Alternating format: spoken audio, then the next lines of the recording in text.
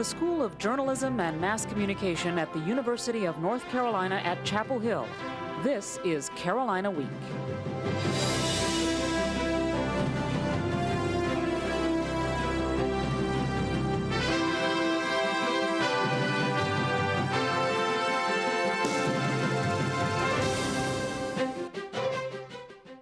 Good evening and welcome to the April 14th edition of Carolina Week. I'm Brittany McGraw. And I'm Michael Handy. Our top story tonight: with a strong American presence in Baghdad, the war in Iraq is taking a turn. Coalition forces are working to control looting in the city, and the war is far from over. We have about 4,500 people unaccounted for that we thought were hardline Republican Guard, suicide bombers, and other warriors that had come in from other countries. In addition to the 4,500 missing loyalists, there are still about 50 members of Saddam's elite inner circle still missing, meaning the war goes on. We're still in combat operations. When we surrounded Baghdad, we left an escape channel for them to escape north. While coalition forces work to find those missing men, the campaign to control looting is also beginning. We're now needing to do police keeping operations. If we had tried to go in too soon and clamp down martial law kind of stuff, everybody in the Arab world would have complained that we were the new conquering power. But keeping peace isn't easy. Mark says the solution is to let the Iraqis police their own. What we needed to do was get the local police, the Iraqi police, to come back to work. And we're starting to negotiate and getting more and more of them to come back to work so that we have an Iraqi presence that are trying to take care of their own people. Mark says coalition forces will also depend on local Iraqis to find the missing loyalists and members of Saddam's inner circle. State university leaders are trying to reach out to the military at North Carolina bases. The State House Education Subcommittee has endorsed a bill that would change the way active duty military members pay for tuition. Currently, UNC charges out-of-state tuition to military members from outside of North Carolina. Under the proposed plan, non-resident military members would only be charged what the military is willing to cover. Captain Craig Mark says it's about time for North Carolina to make a change.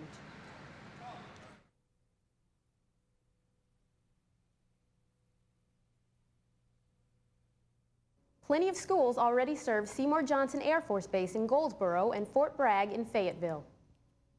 Fast food is getting a little faster at local Wendy's restaurants. The national chain is now giving customers the option to pay with their credit cards instead of just cash. The company is testing the program in 5 markets. Raleigh-Durham is one, and it includes 36 restaurants. The other trial markets are Seattle, Boston, LA, and Charleston, West Virginia.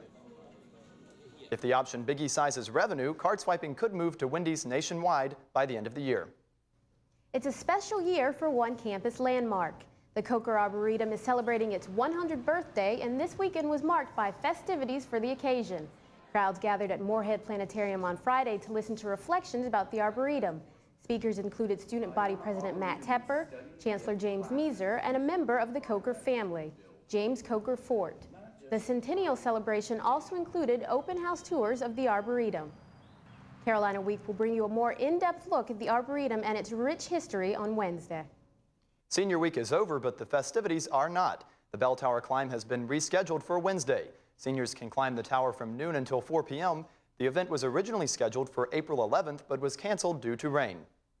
Move over, Picasso. A few UNC artists are hoping to become the next big names in art. Friday marked the opening reception for Untitled Work from Emerging Artists, a gallery of student artwork produced by members of UNC's Undergraduate Art Association. Artists converted an unoccupied store on Franklin Street into a gallery and displayed everything from paintings to sculpture. At the opening reception, onlookers had an opportunity to meet the artists and discuss their works. Artist Lindsay Bukowski hopes the gallery helps the town have a greater appreciation for the arts. So I really think that this is such a great university and such a big university, and it's really quite amazing that the arts are overlooked so often, and I hope that with this on Franklin Street here next to all these great stores that we'll get exposure. The gallery will be open through Sunday, April 20th, or until the retail space is rented.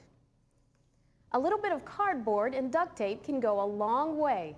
Students raced homemade boats across Curry Natatorium Saturday in support of the UNC Sports Club Council. Teams in the Carolina Cardboard Boat Race could use only cardboard, duct tape, paddles, and their creativity to get them across the pool. Some of the teams, like women's club soccer, tried to bend the rules a little, but crime doesn't pay. In the end, sophomores Yin Song and Nick Bicchetti paddled their way to the championship. The two-man team wanted basketball and jerseys signed by former Carolina coach Dean Smith. And Dean Smith represents Carolina's past, but what's next for Tar Heel basketball? Well, according to ESPN, Roy Williams will decide whether he's the future of Carolina basketball by Tuesday. For a look at this weekend's sports. Sports Spotlight up next. Good night. Good night.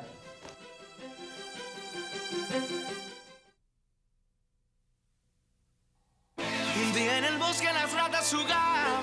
Fósforos que no es muy bueno. Escucha Smokey antes de tratar. Solo tú. No juegues con fósforos, no juegues con fuego. Fuego. No hay nada pero un pobre conejo asustado o un pobre ratón sin casa en que vivir. Si un hermoso bosque es lo que deseas, no juegues con fósforos, no juegues con fuego. Solo tú puedes prevenir los fuegos en áreas naturales. Fuego.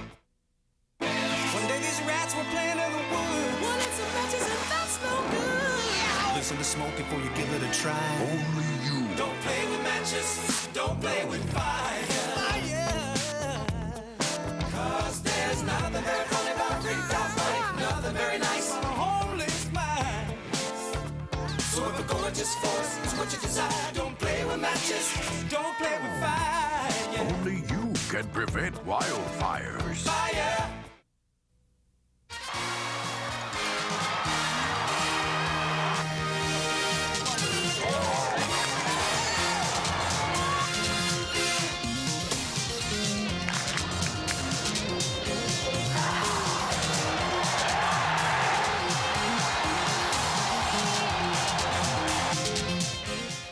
Hello and welcome to Sports Spotlight. I'm Brad Broders. The search for Carolina's next basketball coach continues, and the news is that there is no news. ESPN is reporting that Roy Williams is the only candidate that has been formally spoken to about the position, and he's expected to make a decision by Tuesday.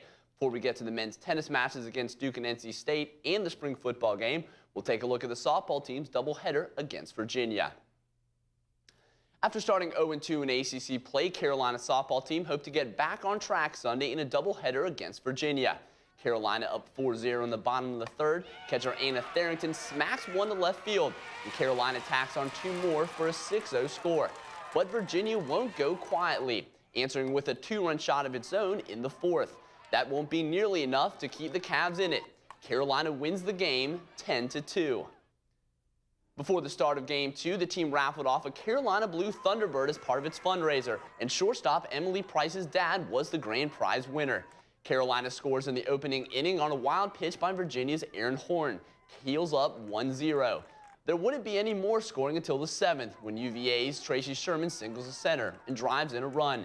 The Heels will need extra innings for this one, but another wild pitch by the Cavs pitcher allows the Carolina to score two, and they hold on for the 3-2 win. Senior catcher Anna Tharrington says Sunday's wins were a big boost to the team's postseason hopes. It's crucial. I mean, at this point, we're fighting to get regionals, and every ACC game we play is huge. So every time we come against the ACC team, we've got to win, and to pull out two wins off a team like this, it's great for us. Freshman star pitcher Crystal Cox picked up a win in Sunday's doubleheader sweep. In high school, Cox threw 17 perfect games and amassed a tiny ERA of .28. As Casey Hart explains, Cox hasn't missed a beat since joining the Tar Heels. In conversation, Crystal Cox is modest about her early success in college softball. It's not easy. I've had to work harder than I've ever worked for, but I'm really excited about the success we've had. But on the mound, Cox knows just how good she is. Just ask her teammate, center fielder Tiffany Tollison. It's so much fun. She gets cocky out there, and our whole team gets cocky around her. So, I mean, you know that she's only going to give up maybe a run every doubleheader. To be precise, Cox allows 1.02 runs per game. Of course, she often does better. Cox has thrown 7 shutouts this season. 2 of those have been no-hitters. I know that if we score 1 or 2 runs, we're done. You know, there's no way that Crystal's going to allow anybody to get on and get all the way around and score. It's just not possible. For most freshmen, the move from the high school game to the college game can be tough. But for Cox, the transition has been nearly seamless. And you never know how a freshman is going to react, especially having to move back from 40 feet to 43 feet, and that's a big adjustment in college, but Crystal has handled it really well. Coach Donna Papa says Cox even makes her teammates better, a scary notion for other ACC teams. With her on the mound, you know that she's going to be pretty successful in getting batters out or throwing them off stride. So I think the team, again, plays with a lot of confidence, and it does help us offensively. I feel like when we all play together, I feel like nobody can stop us. In Chapel Hill, I'm Casey Hart, Carolina Week Sports. Cox will take the mound for the first game of Carolina's doubleheader at Elon Tuesday. She'll be trying for 19th win of the year.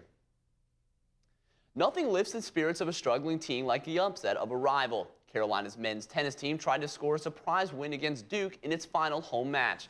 Tar Heels' Tristan Mignon and Nick Monroe talking strategy, but it doesn't work. Mignon's shot falls just wide, and the Devils take all 3 doubles matches.